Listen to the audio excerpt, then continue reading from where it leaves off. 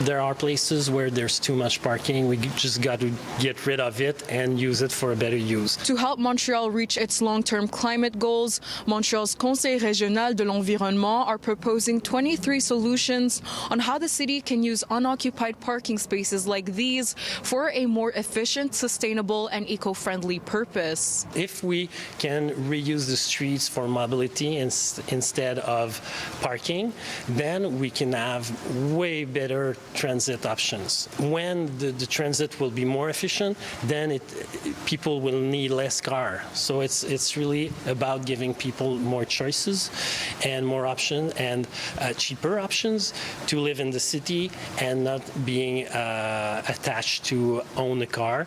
There are over 475,000 street parking spaces recorded by the City of Montreal. And according to CRE-Montréal, each public parking space costs the city an annual $1,275 on infrastructure maintenance and snow removal.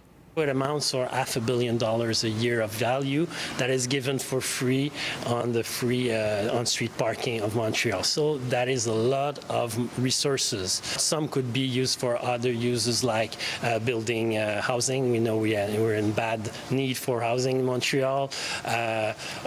Greening the city to lower the urban heat island effects. Rémillard suggests optimizing the use of parking spaces like the ones found at movie theaters, since they tend to remain vacant outside opening hours. Another solution is to repurpose large parking spaces, like the Esplanade Tranquille at the Quartier des Spectacles, which was formerly used for parking and now turned into a vibrant public square. A skating ring by the winter, a refrigerated skating ring, and by the summer it's a place where you have concerts and public space for lunch, for example.